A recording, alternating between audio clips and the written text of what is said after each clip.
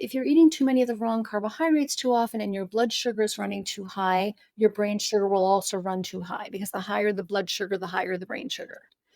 With insulin, it's the opposite, and it sounds upside down, but it's true, Yeah. is that the higher your blood insulin levels run over time, the lower your brain insulin levels are going to gradually become. So you get this high brain glucose, low brain insulin situation. Wow. And that's a very, very, it's a kind of a 1-2 punch for the brain. It's really, you don't want glucose levels to be too high in the brain. That's dangerous. And you don't want the insulin levels to be too low. So this can set you up for all kinds of mental health problems. The research in this area is really exploding, but it's very well established in Alzheimer's disease that this is a major causal factor in Alzheimer's disease. But also, we know that we see this sluggish brain glucose processing. We see this in depression. We see this in bipolar disorder. We see this in schizophrenia.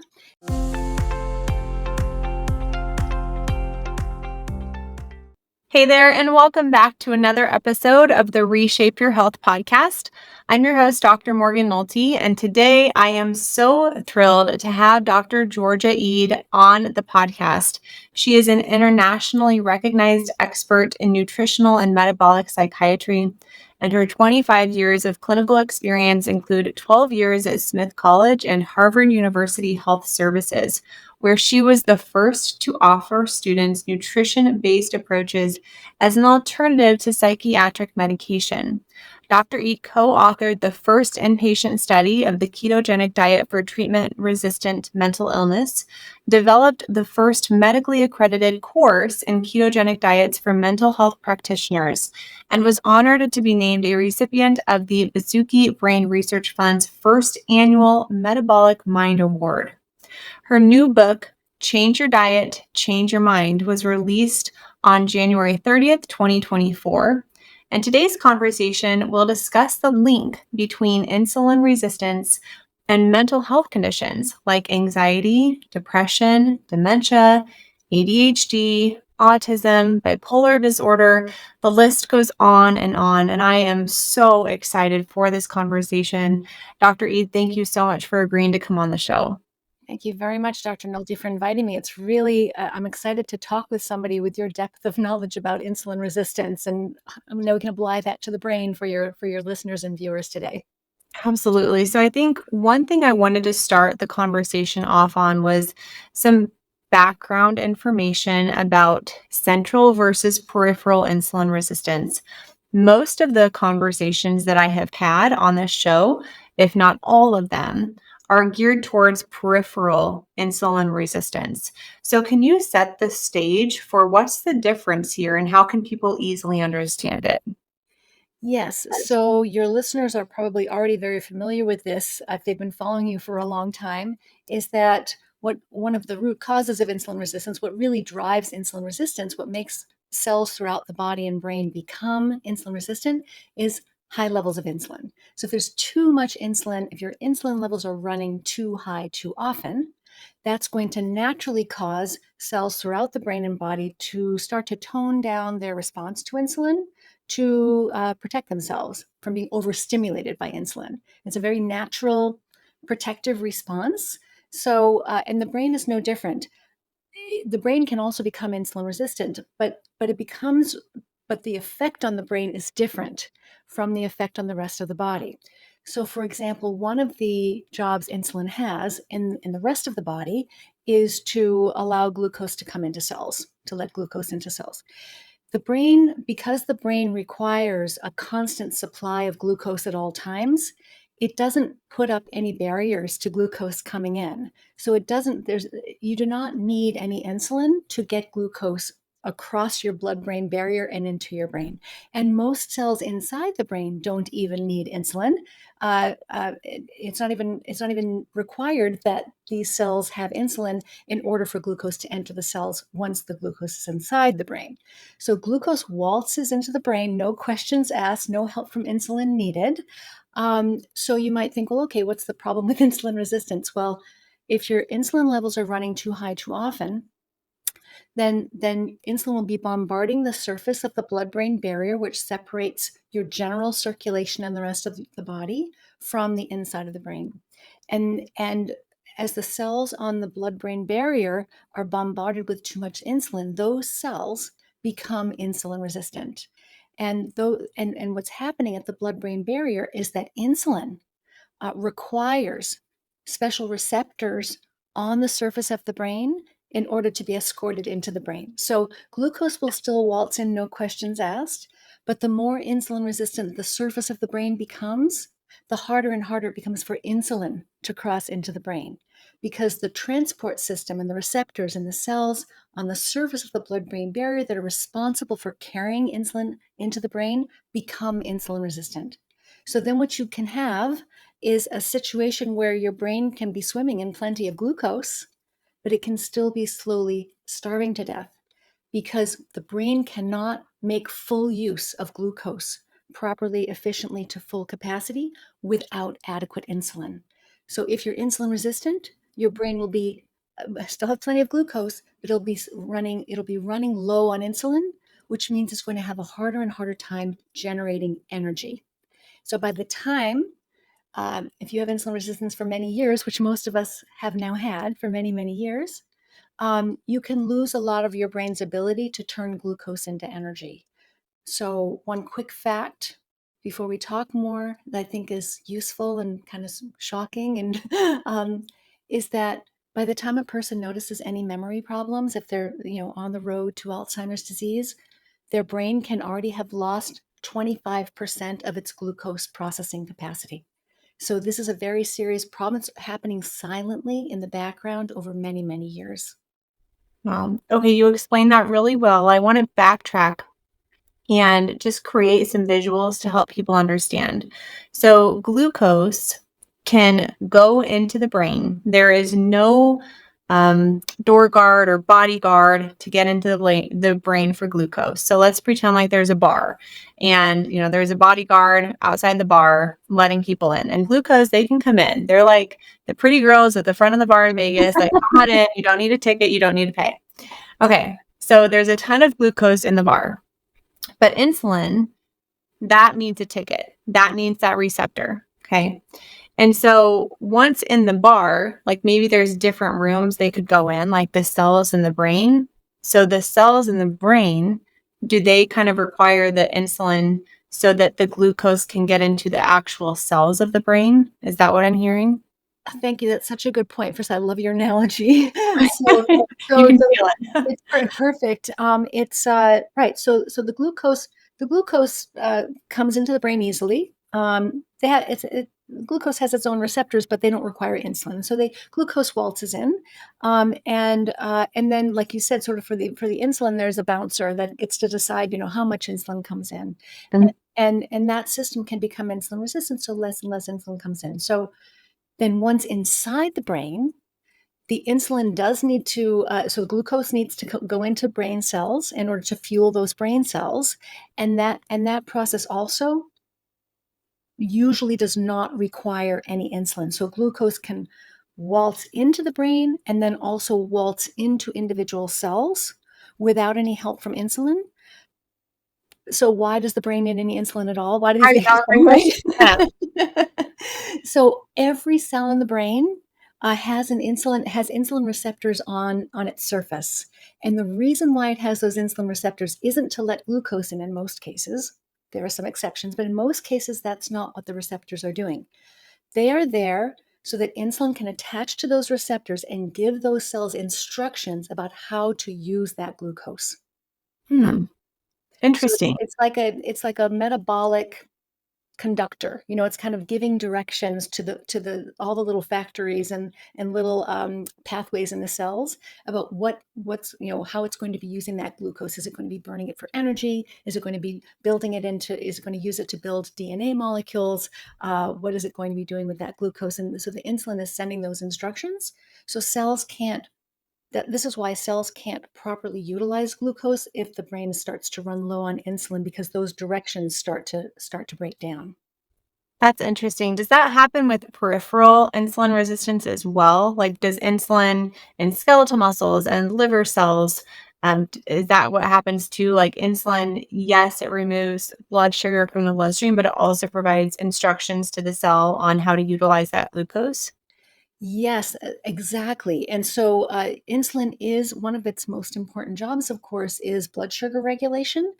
But insulin, bigger picture, is a master metabolic hormone. It's actually a growth hormone. So Hmm. when insulin levels are high, and I kind of walk people through this in the book, but the short answer is when insulin levels are high, every cell in the body and brain has an insulin receptor, and it's listening to insulin's messages, not just to let glucose in or not, but also how it should use that glucose. So when insulin levels are high, uh, the message that's being sent to those cells around the brain and body are build, grow, and store. Let's take this energy that's coming in because insulin levels are usually highest right after Hmm. we eat. Say, okay, this is insulin's the hormone of plenty. You've just had a big meal or some sugary drink or some cereal or even a healthy balanced meal with some carbohydrate in it. The insulin levels go up and that tells the cells, okay, I'm the hormone of plenty. There's food coming in and here I am. I'm going to help you figure out what to do with all this food. So those instructions are being sent to cells throughout the body. When insulin levels are low, it tells the cells to rest and rejuvenate and recover and recycle and heal from all of that busy, high insulin driven activity. So you want to have these periods of, of building and growing and storing, but then you also want to take a break so you can kind of clean up and rejuvenate those cells. You need both of those processes to happen. Okay, I think because I know a lot about insulin resistance, this I'm going to ask you some challenging questions here to help Please me do. learn more. Okay, so if you obviously we want low insulin levels, right? However, you said that insulin resistance in the brain on the cells of the blood-brain barrier lead to low insulin levels in the brain. And so I think if people are following along as closely as I am here, they're like, hey, wait, I thought low insulin levels were what we wanted. So why are low insulin levels problematic in the brain as it relates to a result of central insulin resistance? Ah, this is a fantastic question. So, insulin, of course, so yes, we don't want our insulin levels to run too high too often, but we do need a certain amount of insulin in order for our cells to work properly. And this is a good example. I know you've mentioned this on your program before.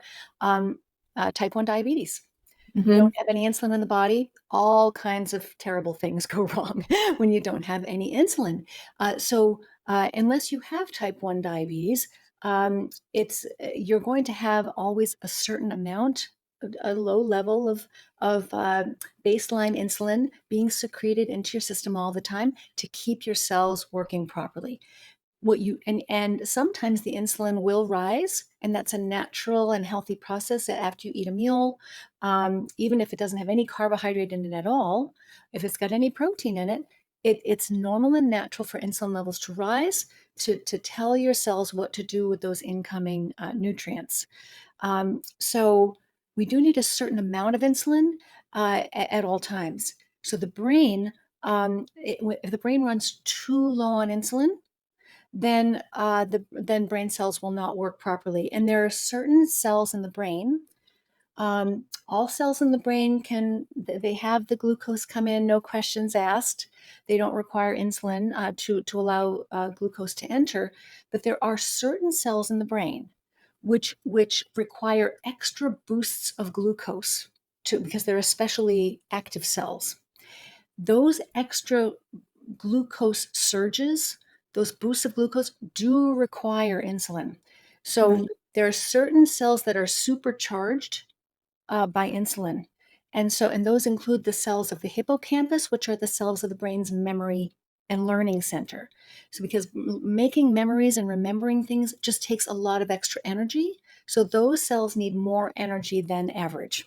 So they get their usual amount of glucose that doesn't need any insulin, but then they have these extra boosts of glucose that are supercharged by insulin. There are special receptors on the cell's surfaces that say, okay, we're really busy right now. We need even more glucose than the rest of the cells do. Insulin, when insulin levels are high enough, it will supercharge those cells.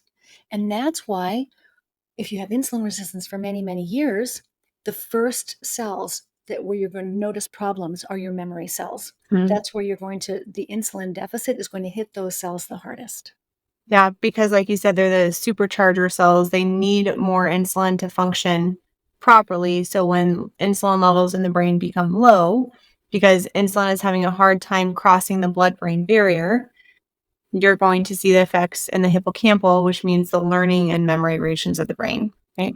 Exactly. And Okay. as you were saying, it might be confusing at first for people listening to Mhm. think, wait a minute, I thought low insulin was good. So over if you're eating too many of the wrong carbohydrates too often and your blood sugar is running too high, your brain sugar will also run too high because the higher the blood sugar, the higher the brain sugar. With insulin, it's the opposite, and it sounds upside down, but it's true, Yeah. is that the higher your blood insulin levels run over time, the lower your brain insulin levels are going to gradually become. So you get this high brain glucose, low brain insulin situation. Wow. And that's a very, it's a kind of a 1-2 punch for the brain. It's really, you don't want glucose levels to be too high in the brain. That's dangerous. And you don't want the insulin levels to be too low. So this can set you up for all kinds of mental health problems. The research in this area is really exploding, but it's very well established in Alzheimer's disease that this is a major causal factor in Alzheimer's disease. But also, we know that we see this sluggish brain glucose processing. We see this in depression. We see this in bipolar disorder. We see this in schizophrenia. And we see signs of insulin resistance at the level of the brain in many psychiatric conditions. And the more we study it, the more we learn about this very tight relationship between insulin resistance and mental health problems. I think there's a known fact, a known association between diabetes and dementia too. And I think that this really helps explain it. So just to be crystal clear here, if somebody has peripheral insulin resistance, meaning high fasting blood glucose levels, maybe they have prediabetes, type 2 diabetes, high blood pressure, maybe a high waist circumference, those kinds of things, can you almost guarantee that they also have central insulin resistance and low brain insulin levels? What a fantastic question. There is a very tight correlation Okay. between how insulin resistant the body is and how insulin resistant the brain is. And studies that have looked at this have found that the more insulin resistant you are, the more sluggish your brain glucose processing is. And some of the tests you mentioned are great because, things like measuring your waist circumference compared to your height. If your waist circumference is more than half your height, that's a clue to insulin resistance. If your triglycerides that's on your cholesterol panel, if those are higher than 100 milligrams per deciliter, that's a clue to insulin resistance. If your fasting insulin level, which you can ask your doctor for, and if they don't want to order it, you can order it yourself for $10 or $15 even without insurance. Um, if your fasting insulin level is higher than 10, you want your fasting insulin level to be in the single digits. Even if your fasting glucose is normal, you still want to know what your fasting insulin level is because fasting glucose is one of the last dominoes to fall in on the road to type 2 diabetes. It's helpful to know what your fasting glucose is, but what's even more empowering is to know how much insulin is your body having to produce to keep that glucose in a normal range. So Yes. that's really a wonderful test as well. So lots of different ways you can test yourself for insulin resistance that don't cost a lot of money. Yeah. I think there's so many different directions. I think that was a really good kind of stage setting conversation so people can understand the difference between peripheral insulin resistance and central insulin resistance. And I would just love to start kind of early in life. I really like going through the life stages.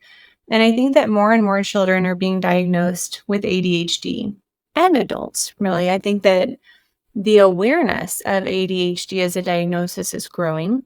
And I would love your perspective on the link between um, brain associated symptoms in children, such as autism or ADHD, and insulin resistance. And then I'll just kind of keep going like throughout the life stages of we'll talk about anxiety and depression, especially, and then, of course, dementia, because I'd love to get into the etiology of dementia and how that's changing? What research is really showing behind that? So let's start with the earlier years of ADHD and autism. This is fantastic because one of the things I do in the book is I walk people through the first 1,000 days of life. And so how, how the brain develops and what it needs to develop properly. Because there's that critical window of time between conception and age 2, where all of these very important, it's like, I like to think of it as the most important construction project you'll ever have to do, right? Ever have to oversee. So the brain is very busy growing and developing during that period of time. So not only do you need every nutrient in adequate amounts present at exactly the right times in order for brain development to go properly, but you also need to be careful to keep your glucose and insulin levels in a healthy range during that period of time. So you need the nutrients, but you also need the right sources of energy, and you need to be careful that you're not um, you, that your if your glucose levels are running too high, that can be very damaging. But also, if your insulin levels are running too high, so you want the brain to be nourished and stable, protected, and well energized during this period of time. And so we know, for example, that autism and ADHD, so autism is a neurodevelopmental condition that's becoming more and more common all the time, and there could be many reasons for this. But one of we do know, for example, that environmental toxins can play a role, that nutrient deficiencies can play a role, and there are certain nutrients that put people at a much higher risk for autism early in life, including vitamin D deficiency, which is very strongly influenced by insulin resistance. And so all the right nutrients need to be there: the omega-3 fatty acids, vitamin D, iron, B12, zinc. You need all of those nutrients. But then, so autism is a neurodevelopmental condition. We know now that there have been a number of published case reports, and then there are also 3 small clinical trials showing that if you switched children with autism to a ketogenic diet, that in all 3 of these studies, that some of their autism symptoms improved substantially. So there's some real promise there, and what that suggests is that because all a ketogenic diet does is lower your insulin levels. That's really the secret, the magic behind ketogenic diet is that it lowers insulin levels. And so, when you lower insulin levels with a ketogenic diet, many children with autism will see improvement in some of their symptoms. And so that's been shown in 3 studies now. With ADHD, what's really interesting about ADHD is that there haven't been any studies, any good studies in humans of insulin resistance and ADHD, or even ketogenic diets and ADHD. But I'll bring you up to speed on that in just a moment. But what there have been, which I think a lot of people have not heard about, these studies going back 20, 30 years in Europe, multiple studies in children with ADHD, in some cases quite severe ADHD, where children, even in some cases, were hospitalized for being so dysregulated as a result of ADHD. When researchers in different clinics in Europe switched these children to what was called a few foods diet, this was a very simplified, mostly whole foods diet. So it was very low in allergens, and so it didn't have any, dyes or modern processed foods. For the most part, there are exceptions, but essentially, this is things like poultry so it was poultry, vegetables, fruits. But it didn't have a lot of the allergens in it, so no dairy, no nuts, no chocolate, no eggs. So it was a very simplified diet, mostly, meats and fruits and vegetables. And then for some reason, they also included apple juice and white rice and margarine. They couldn't use butter because butter's dairy and that's an allergen. So anyway, long story short, they put the children on these diets, and within several weeks, depending on which study you look at, either 2/3 or 3/4 of the children improved dramatically within just a few weeks on this diet. And and many of the children no longer met criteria for ADHD within just a few weeks. So clearly, diet is playing a major role in children's thinking and behavior, and of course it does, right? Of course it does. And so those studies, they're really, no matter which one you look at, they all find a very similar outcome. So that I think is pretty strong. And what we're going to do now, I'm involved in a couple of grant applications to study ketogenic diets for ADHD in adults. We're about to get a couple of clinical trials going so we can see what happens, because we know, as the few psychiatrists of us who practice this way, when we use ketogenic diets in our patients, their attention symptoms improve dramatically. So we need to show that in clinical studies. So you mentioned the ketogenic diet a couple times, and you said that the magic is in the lowering insulin levels that a ketogenic diet produces. I had a couple follow-up questions there, and the first is inflammation. So the high blood sugar levels in the brain in and of themselves, is that damaging? Yes. So there are two problems with insulin resistance. And, the majority of us now have at least some degree of insulin resistance, unfortunately. Two problems. So, one is that the brain starts to run low on insulin. But the other is that if you have insulin resistance, your glucose levels, especially after you eat, are going to tend to run too high for too long. It's going to take long because you're insulin resistant. Your insulin's not going to work as well or as quickly to bring that glucose back down into a healthy range after you eat. So it may still be normal the next morning. Your fasting blood glucose may still come back down to normal, but it's your so-called postprandial or after meal glucose and insulin levels that are going to be running too high. So if your insulin levels are running too high, your brain will eventually become insulin resistant. Insulin will be low in the brain. But what's the problem with the high glucose levels? So Mhm. if your glucose levels are running too high too often, every time you get a blood sugar spike, you also get a brain sugar spike. So the brain glucose and blood glucose are not equivalent, but they rise and fall together in proportion to one another.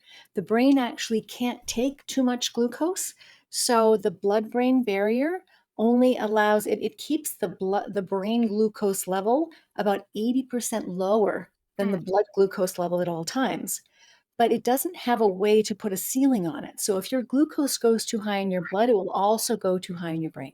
okay. So blood sugar spike, brain sugar spike.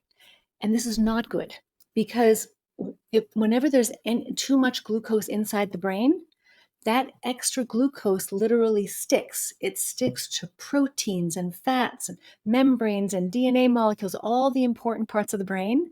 And it takes these really important molecules that your cells need to function properly, and it cripples them, kind of caramelizes them into these sticky clusters that don't function properly anymore. And these are called advanced glycation end products. And it just means kind of caramelized, dysfunctional, crippled molecules. And these sticky clumps, if they accumulate in the brain, it'll interfere with cell signaling and the brain won't work properly. But fortunately, the brain has an immune system, and it's always surveilling the area and saying, anything going wrong in the neighborhood? And if it detects any of these sticky clumps, it will sound the alarm in the brain and say, okay, we've got a situation. So your brain cells will deliberately release inflammatory cytokines and to deliberately create inflammation. These are just kind of little SOS signals Mm, calling for help. And then it'll also deliberately create something called oxidative stress. It will release oxygen free radicals to deliberately create something called oxidative stress, which is why we're always told, that we should eat more antioxidants, right? We've got too much oxidative stress. So the brain intentionally creates, on purpose, inflammation and oxidative stress as an emergency response to these sticky clusters. mm. And then, so this is all very well and good, a normal immune response. You have to, inflammation and oxidative stress are normal, healthy part of your immune response. no matter what the threat is, whether it's sticky clumps of molecules or whether it's an injury or an infection, this will always be your first response system. And it's supposed to be temporary, it's supposed to be controlled, it's supposed to be targeted, and then it's supposed to, after the threat has been cleared away, a healing phase is supposed to take place. So that's all well and good. But now, what happens if you are eating too many of the wrong carbohydrates too often, which most people do? Most people, without maybe realizing it, are eating refined carbohydrates with every meal and snack 6 times a day on average. So then Mhm. what you've got a situation is that you've got these alarm bells going off constantly instead of this temporary, controlled, targeted inflammation and oxidative stress. Now you've got chronic inflammation and oxidative stress. You never get a chance to heal. So the Mhm. brain is under attack from within all day long and well into the night until your glucose levels and insulin levels come back down to normal again. Yeah, that's really alarming. You do such a beautiful job explaining the physiology behind it. So thank you. I'm sure that my listeners really, really appreciate the depth that you're going into your answers. I know I do. Okay, so yes, we do not want high blood sugar levels in the brain. Causes No. the stickiness, which drives the inflammatory response and just really makes things worse. And I want to just there's a different I wanna talk about brain fog because I feel like but that's gonna come later in the life cycle that we're gonna talk about. Okay. So, first, let's talk about ketones because when we're talking about fueling the brain, you said the brain always needs glucose, but I've heard of people doing the ketogenic diet saying the brain can run on ketones too. So, will you explain the difference and if that's possible and what that looks like on a ketogenic diet? Like, is the brain still using glucose? Is the brain using ketones for fuel? How does that work? Fantastic question again. So the brain does need some glucose at all times. The brain is really a hybrid engine. So it's designed, it actually works best if it's running on a mixture of glucose and ketones. And so there are some people, many people actually, I think, are under the impression that glucose is the brain's favorite fuel and that ideally we'd be running 100% on glucose all the time. And that ketones are just an emergency backup for dire situations, Yeah. epilepsy, cancer, other types of serious situations where you really have no other choice but to turn to a ketogenic diet. But actually, the truth is that the brain likes to burn a mixture of glucose and ketones. So, for example, and there have been beautiful experiments done to show this. And if many of these experiments were conducted and written about by Professor Stephen Cunnane, who's a brain metabolism expert at the University of Sherbrooke in Canada, who's been studying brain aging and brain metabolism for decades. So anyway, one of the things he has taught me and many others is that if you take a brain cell called a neuron, these electrically active cells in the brain, and you give it all the glucose it could ever want, um, it can run 100% on glucose. But if you then give it also some ketones, it will choose to burn a mixture of glucose and ketones, even though it could, if it wanted to, continue to run entirely on glucose. And the more ketones you give that brain cell, the more ketones it will absorb and the more ketones it will burn for energy. The brain, however, cannot run 100% on ketones. And so, and why is that? So the differences between glucose and so why, first of all, would the brain choose to burn a mixture? Why? What is the downside to running 100% on glucose? So glucose, the downside is that when you burn glucose for energy, it causes a little bit more inflammation and a little bit more oxidative stress to turn glucose into energy than if you're burning ketones for energy. So ketones burn more cleanly and more efficiently with less inflammation and less oxidative stress. So that's the plus to ketones versus glucose, and that's why the brain likes to burn a mixture so that it can kind of it's a little less damaging. The process is a little cleaner.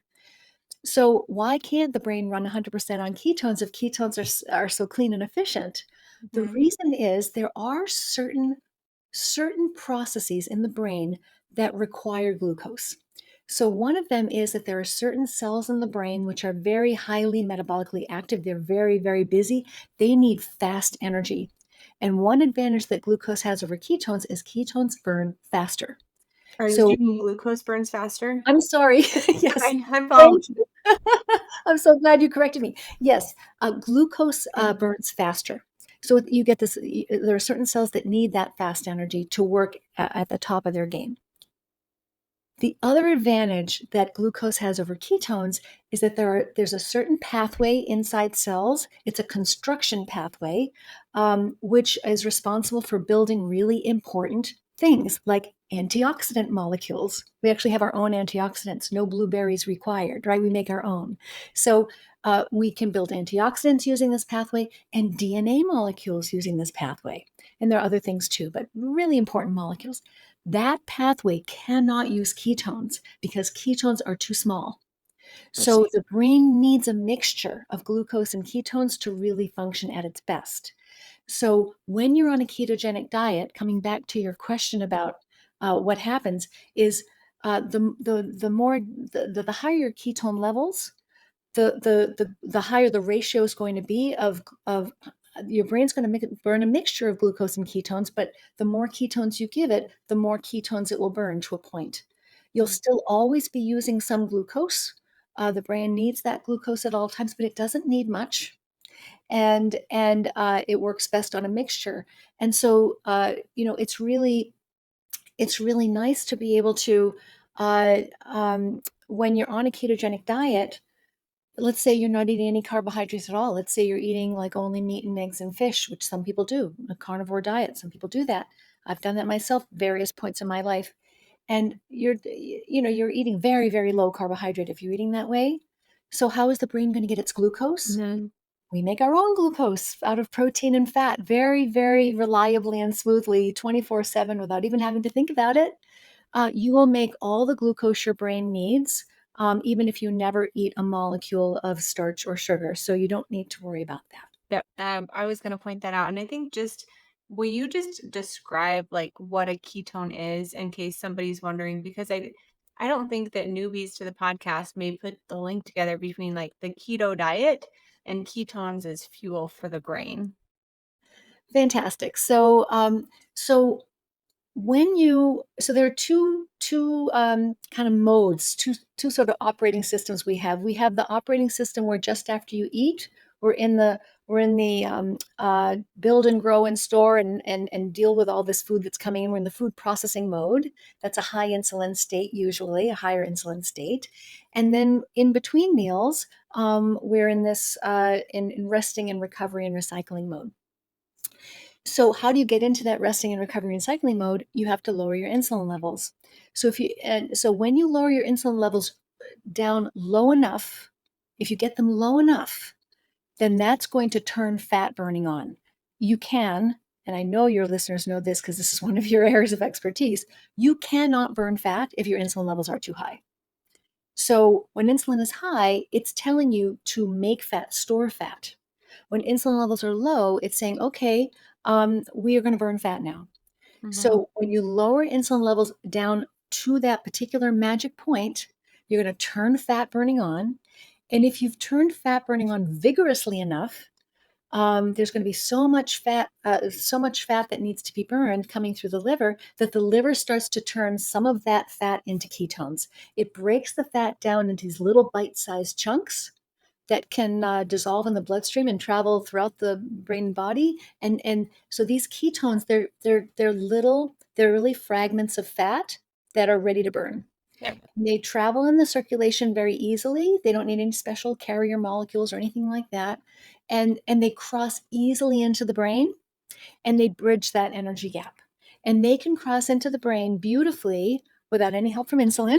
They can cross into the brain even if you have very severe insulin resistance, even if you have type 2 diabetes, even if you have uh, uh, Alzheimer's disease, no matter how much metabolic damage you already have, your brain or your body, those ketones will still cross beautifully into the brain, and your brain will be able to burn them beautifully and use them for fuel. So your glucose processing may have already been reduced quite a bit from insulin resistance, but your ketone burning system will still function beautifully. So it's really ketones burn beautifully in a low insulin environment. That was my So next question was does the low insulin in the brain resulting from central insulin resistance affect the direction of ketone utilization for energy? Like how you mentioned, yes, insulin is required to get glucose into the cells, but it's also that master regulator hormone to tell the glucose what to do. Is that similar to ketones in the brain too? yeah, boy, that's a very deep biochemistry I question. That's amazing. I'm going to just stop and say I'm not going to guess at that, but I'm going to say that um, cells, in order to function properly, in order even to use fat for energy or ketones for energy, they still do need a certain amount of insulin, but it's just that they don't need much. So okay. you're still going to need that insulin signaling, but the amount of insulin you need is actually very, very low. But you do still need some. Okay. And in any case, the beauty of a ketogenic diet is that even if you've had a significant amount of damage to your brain metabolism and your cells, the ones that are still, I mean, if this goes on for a long enough time, you can actually lose brain cells, of course. That's what's happening with so many of the mental health conditions, not just dementia, but also major depression, bipolar disorder, schizophrenia. You see shrinkage of the hippocampus, the brain's learning and memory center, because cells have been dying off because they're not getting enough energy. They don't have enough insulin to use glucose at full capacity. So the beauty of a ketogenic diet is that if you've got some cells that are just kind of struggling along and they're doing the best they can on that glucose, they're still alive, but they're really having a hard time. They're doing the best they can getting by on the glucose you're giving them, but they can't work at full capacity. But then when you start a ketogenic diet or you take a ketone supplement, the ketones cross into the brain, bridge that energy gap, and can bring those cells back online, fully online. Yeah. And that's why you see when so many people, it's a very, very common experience. People who start a ketogenic diet, so many of them say, wow, the mental clarity I have is I've never felt this clear before. Nope. One of my patients said, I just feel like my brain woke up from a long winter's nap. There are other people who say, I got so much done today, I didn't even have to think about it. It was so easy. Yep. I'm just so much more productive. I'm clear-headed. And it's because the brain has been revitalized. It's got enough energy now to be able to do all of the important things you're trying to use it for. Yes. Well, okay. I have a couple really good follow-up questions. Okay. You I'm sure you said, do. you said insulin has to get really low in order to start burning fat. We Yes. know with insulin resistance, I have one person in general, like in mind, specifically, one of our members, and he's, very insulin resistant. Fasting blood sugar is 200, sometimes 300 on, Oh, on a wow. stress day. And Yeah. so he had asked me a really good question that do I have to like get my blood sugars so low or like my insulin so low, or is this more of a relative thing based on somebody's norm? So for him, I'm not sure his fasting insulin levels, but like let's just say his normal blood glucose is like 250. So would he be tapping into ketosis on a ketogenic diet at maybe like a blood sugar of 200, whereas and maybe his insulin is still up. So I hope that makes sense. It's like, is this an absolute or a relative quote unquote low for when that fat burning starts to turn on? Just another excellent question. So there are two things that need to happen for this fat burning switch to turn on. Okay. One is that insulin has to be very low. The Okay. other is that glucose has to be low. And that's so, for example, even people whose blood sugar runs in a normal range, people Yeah. who don't have insulin resistance or type 2 diabetes, they have perfectly normal metabolism. This is now a pretty rare thing. There aren't too many people with normal carbohydrate metabolism anymore. But let's say that you are beautifully metabolically healthy, but you start a ketogenic diet. Not only do you have to get your insulin levels down, but you also there's a storage bin for extra carbohydrate in the liver. So the liver stores some extra carbohydrate for fast energy reserve. It's called glycogen. It's a starch that you can store in your liver, and you do have to burn down a certain amount of that glycogen. So not only do you have to get your blood glucose down to down low enough, but you also have to get your glycogen storage down to a certain point before your body's going to say, okay, now we really need to burn fat. So, unfortunately, for the gentleman you're talking about, those high glucose levels will prevent him from going into ketosis. And so, unless there's a very a challenging metabolic situation going on, such as type 1 diabetes or very advanced type 2 diabetes. So, in the vast majority of people, that high glucose level is going to prevent, unfortunately, that fat burning process from occurring. So then my next question, just thinking about him, let's say he's doing a ketogenic diet or a very low carb diet. Can stress in and of itself and sleep deprivation prevent somebody from utilizing ketones for fuel from fat burning? Yes, another great question. So, the body is always trying to figure out what you need and how best to provide you with it. Mm. So, even so, the main control switch for ketone production is really has to do with glucose and insulin levels. But and those switches are mostly about lifestyle. They're mostly about diet and exercise, right? To meal timing, meal choices, and exercise and muscular health, right? So those are your foundations. But if you're stressed, if you're in some kind of emergency situation, whether it's physical stress like an injury or an infection, if you're sick, or emotional stress, psychological stress, not just like seeing a saber-toothed tiger at the door of your cave, but also just if you've got a lot of work stress or stress with your family or financial stress. Stress is a signal to the body that there's an emergency that needs to be dealt with, and the body thinks, oh, we're going to need some fast energy. So it tells the liver, okay, make more glucose and pour it into the bloodstream. Mhm. So you can see glucose levels rising whenever your cortisol levels are rising. And this is so cortisol is a stress hormone, and adrenaline is a stress hormone. If you've got too much stress in your life, whether it's physical or psychological, your stress hormone levels are going to rise. That's going to tell your liver, oh, we need more glucose. And even if you haven't had a molecule of glucose that day in your diet, your liver is going to make sure that your glucose level goes up. And that's all how it's supposed to work. But so this can be a problem, for people who are under a lot of stress. Mm. Because and this is why stress management is such an important part of keeping yourself metabolically healthy. Yeah. Okay. Those are great answers. Thank you. So it sounds like there's more of an absolute low glucose, low insulin level that needs to be reached before we can really start to tap into fat burning, tap into ketosis. Do you Yes. have a hard cutoff in case people are wondering what those are? Yeah. So insulin levels should be in the single digits. Okay. Ideally 6 or below. And I worked in college mental health for years with, I mean, now I work with adults of all ages and I actually always have. But during the years that I worked in college mental health exclusively, I was seeing, people who are between 18 and 26 years old. These people should be in the prime of their lives. Their insulin levels in some cases were 30, 40, Mm, 50. And okay. I'm sure you see that too, right? And Mhm. so, you really for optimal metabolic health, you want your insulin levels to be spending most of their time. It doesn't, you don't have to be perfect about this. It doesn't have to be every minute of every day, but most of the time they should be in the single digits. And if they're rising too often out of the single digits, you're not going to be able to get the benefits of fat burning and all those healing pathways turning on. Mhm.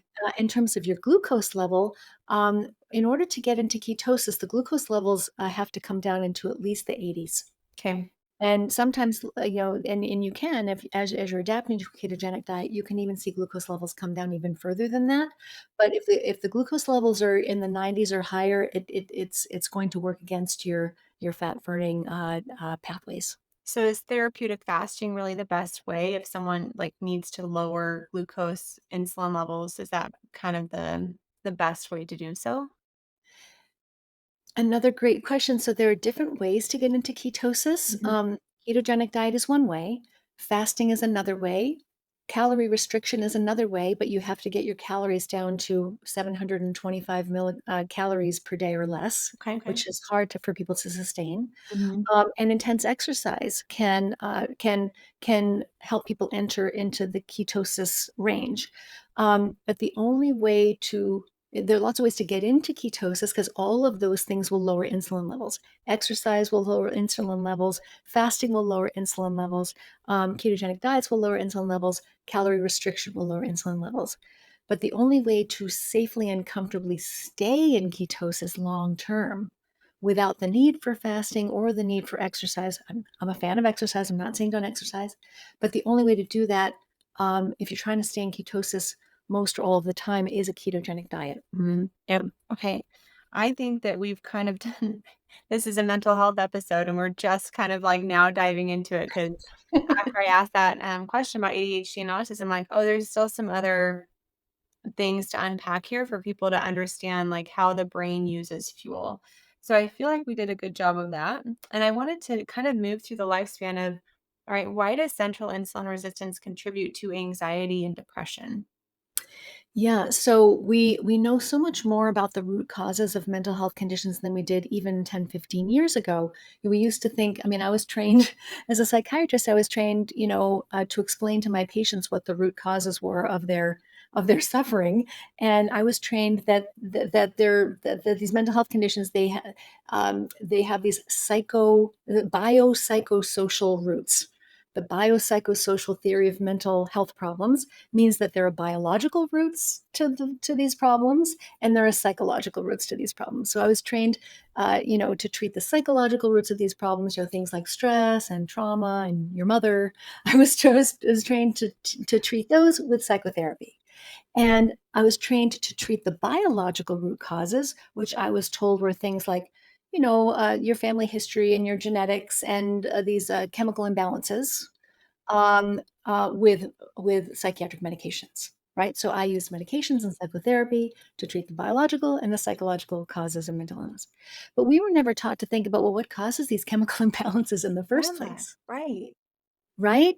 And so what are the real root causes of mental health conditions? And we know so much more about that now than we used to. Really, the scientists are zeroing in on three major drivers of mental health conditions of most kinds are inflammation in the brain. We already talked a little bit about how food can cause that. Oxidative stress in the brain, we already talked a little bit about how that can happen. And insulin resistance, we've talked a lot about how that can happen. And so if you just look at the standard kind of typical modern diet, you have all the ingredients you need to create this perfect storm inside your brain of inflammation, oxidative stress, and insulin resistance. Right. And just about every mental health condition that has been examined, you see signs of inflammation, oxidative stress, and a much higher rate of insulin resistance and brain glucose processing problems. So if you can change your lifestyle in ways that reduce this brain inflammation and oxidative stress and insulin resistance, get those insulin levels down, reduce the inflammation, reduce the oxidative stress in the brain can now has a fighting chance. Not only will you be energizing it better, so I mean, kind of the principles that I lay out in the book is what do you want to do with a brain healthy? What is a brain healthy diet? Nourish the brain, protect the brain, and energize the brain. Nourish, protect, energize. You have to know where the nutrients are and which foods contain them. You have to know which foods are most damaging to the brain so that you avoid those. And then you need to energize your brain safely to protect your memory and your cognition throughout your lifespan. And that is all about glucose and insulin regulation. And if you have those three pieces down, you are going to be healthier than 99% of the people on the planet. Really. And we talked about sugar, but if you had to give like one or two other food ingredients to avoid for brain health, what would you say to reduce inflammation and potentially oxidative stress too, if it relates to that? All of the refined carbohydrates. So, sugar is a great example, but also flour, cereals, fruit juices, all of the naked carbohydrates, all of the carbohydrates that turn instantly into glucose in the bloodstream without you having to digest them. These are essentially pre digested sugars. And it doesn't have to be sweet to be sugar. Flour, white rice, all the refined cereal products, grains, all of those things turn instantly into sugar in the body. Any kind of flour, even if it says whole grain flour, is sugar. Sugar in disguise. So all of the refined carbohydrates, avoid them like the plague. Refined vegetable oils. So these are things like soybean oil, sunflower oil, canola oil, all of these oils, which come out of factories. There's absolutely nothing natural about them. Right. Requires 15 chemical steps and a giant oil refinery to create these bottles of odorless, tasteless, highly inflammatory oils, which are powerful promoters of oxidative stress in the brain. These are very, very dangerous and should be avoided as much, and it's almost impossible now to avoid these. Every restaurant cooks with them. All kinds of food, every processed food and prepared food is full of vegetable oil because we've been taught to fear animal fats. Right. And so this is very dangerous. A lot of oxidative stress going on. And if I had to pick another food, so refined carbohydrates, vegetable oils, the other thing I would strongly recommend is that people remove not just the refined, but all of the grain from their diet for Interesting. lots of different reasons, even Yeah. the whole grains. We can talk about that if you want, but there's lots more information in the book about all the food groups. You can understand what the real risks and benefits of your folks who are listening, the real risks and benefits to eating grains, legumes, dairy products, eggs, fruits, vegetables, seeds, nuts, whatever you're curious about, it's in there. And then you can make your own choices based on what you think, on what's most important to you. And I think I know a lot of people are, well, what about my fiber? And it's like you can get fiber from low sugar fruits, from non-starchy vegetables. There's plenty of other sources of fiber out there. Correct. I want to get your book and kind of read more about this. I can tell that you're such an expert in this field. I've interviewed a lot of people, and I have so enjoyed this interview. It's not done yet though, because I want to talk about the brain fog of midlife and then cognitive Mm. decline. So let's start with brain fog first. Is that kind of the sign of that sign of insulin resistance? You've already reduced the glucose processing capacity by 25%, or is there anything else going on, especially around midlife for women who experience this going through menopause? Is what I hear most often. Oh my goodness, yes. So I'm 59, and so I'm familiar with going through menopause, let me tell you. And I've thought a lot about this, and I work with a lot of patients, middle-aged and older. So, as far as I know, brain fog itself hasn't been, is not an official diagnosis and hasn't been formally studied by researchers, right? But that doesn't mean we don't already know a lot about it. So there are all of these same root causes of mental health conditions could conceivably contribute to brain fog. So, for example, inflammation of the brain could contribute to brain fog. Excessive oxidative stress could continue to brain fog. Why? Because inflammation and oxidative stress are highly damaging processes if they're not allowed to quiet down frequently enough. They're physically damaging to the brain. And then insulin resistance. We've talked about how insulin resistance gradually drains your brain of energy. And so, if your brain doesn't have enough energy, of course, you're not going to be able to think clearly, right? But then the other piece of the question that you asked, but which I love, is menopause, Yeah. because the brain cells have estrogen receptors. And so, as estrogen levels are dropping in midlife, the brain is affected by that. And lots of women who they're just this feeling of they're this feeling of not being well, not feeling right, not feeling good. It's not just that fat is being distributed in a different way. Instead of a pear, now you look more like an apple. The clothes that fit you beautifully for 40 years no longer fit you. All of those things that we've all gone through. But so there's a lot of metabolic changes that go along with estrogen levels coming down, including becoming more insulin resistant. Mhm. When we go through menopause, we become more insulin resistant, and but also the brain is not getting enough estrogen, and many other I mean, estrogen is required to maintain the health and vitality of cells throughout the brain and body, including the cells of the gut lining, including the cells of the musculoskeletal system, bone, tendons. All of these things require a certain amount of estrogen to really be truly healthy. And I do think there's a revolution going on right now in terms of medical practitioners and women starting to understand how important it is to maintain a certain level of estrogen for as long as you possibly can. And so I do think that a certain amount of brain fog could be related to this drop in brain estrogen levels. But again, this is something that I haven't formally studied, but I've thought a lot about. And when estrogen levels are running too low, women are at higher risk for osteoporosis. They're at higher risk for heart attacks. They're at higher risk for obesity, and at higher risk for cognitive decline. So I think, this is a really, really important piece of the puzzle that I mean, I was never taught to think about. Yeah. Um, yeah, so I think it is a big piece of the If I puzzle. wasn't doing this, I would probably never hear about perimenopause or menopause or any of that. All right, I had a follow-up, of course. We had talked about anxiety and depression, right? And you said one of your mainstream treatments used to be antipsychotics, maybe still is. So medications. But from my research on insulin resistance, these medications can sometimes make insulin resistance worse. And so, how do you, as a practitioner, handle that conversation with patients? Like, do you still use them? Do you use them but explain the risk benefit ratio? What's your view on that side effect of, a medication making the root cause problem potentially worse? It really is a dilemma, right? Because for some people, so there are different types of psychiatric medicines in the world, and the ones that are, and they all have side effects. And some of them can be very beneficial. Some of them can be very helpful in certain situations. It's not as though I don't use medicines at all. It's not as though I don't think that they do have an important place, especially in psychiatric emergencies, and in certain situations where either diet is not an option, dietary changes aren't an option, or the person is not willing or able to change their diet, and also diet is not the cause of every mental health problem, right? There are other causes too.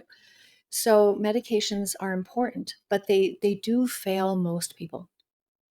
And the medicines that are most risky for metabolic health are the antipsychotic medications. So these are medications like risperidone or Risperdal, Zyprexa or olanzapine, Seroquel or quetiapine, Abilify or aripiprazole, lots of different antipsychotic medications that are now not just used to treat psychotic symptoms like hallucinations and disorganized thinking and paranoid thinking, but they're also used all the time now to treat depression, anxiety, insomnia, irritability, moodiness. They are really overprescribed at this point. And these medicines raise glucose and insulin levels within minutes to hours of the first dose. Wow. And they triple the risk. Some of these medications triple the risk of type 2 diabetes. Wow. So they substantially reduce not just the quality of life, but also length of life. And they're really, really, you pay a huge metabolic price for whatever relief you may hopefully get if you need it from these medications, comes with a big metabolic price tag. Thank you for explaining that. I didn't know that the impact was that severe and that immediate. So I hope that people listening get your book. And if they are on some antipsychotics, adopt some of the lifestyle principles that we've been talking about today. Maybe they try a ketogenic approach and pay more attention to glucose, inflammation, look at the ingredients, that kind of stuff.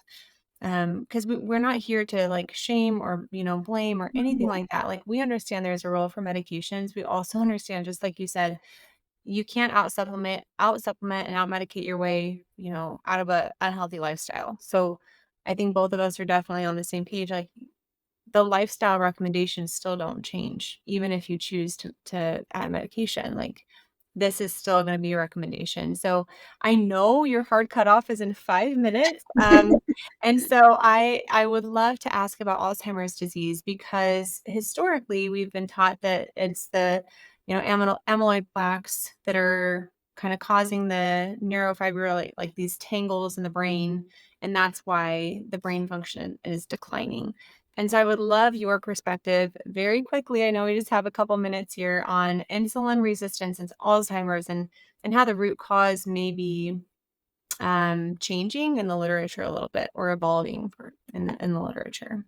Absolutely. So there's a whole chapter in the book about this because it is such an important topic, and the science is fascinating.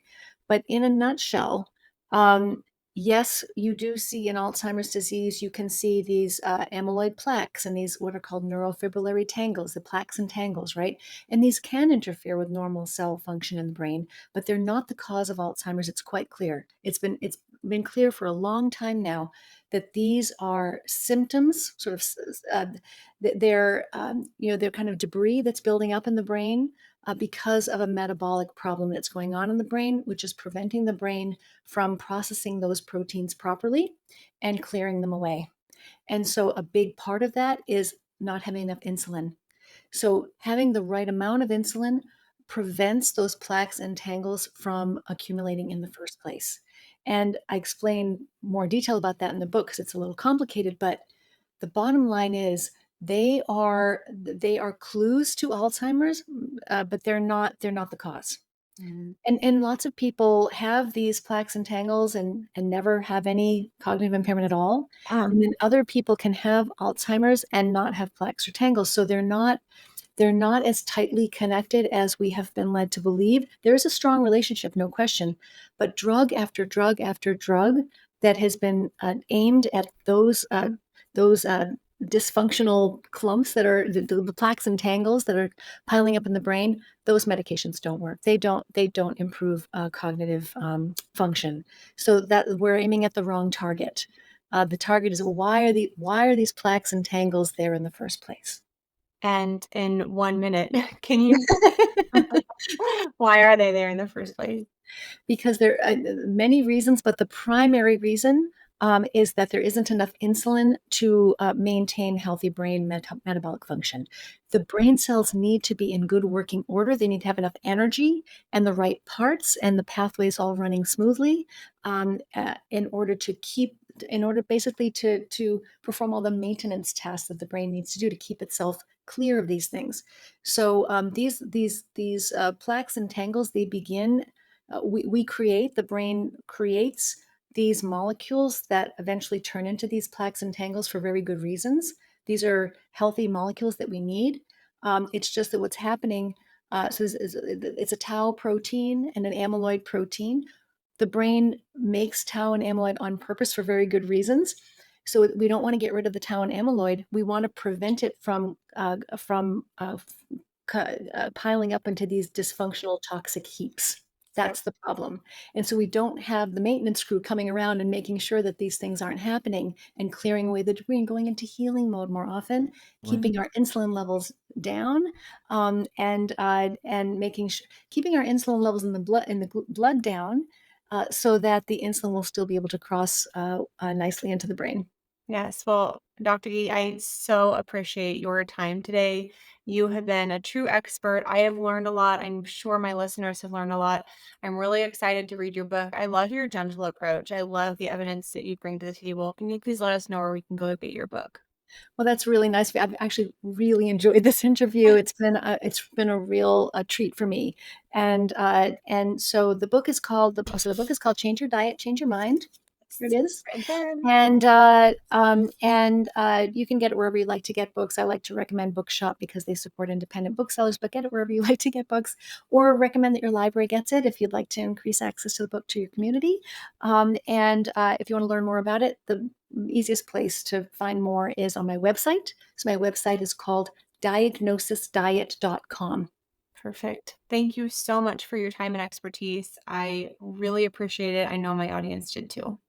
It was a pleasure. Thank you very much for the opportunity to connect with your listeners.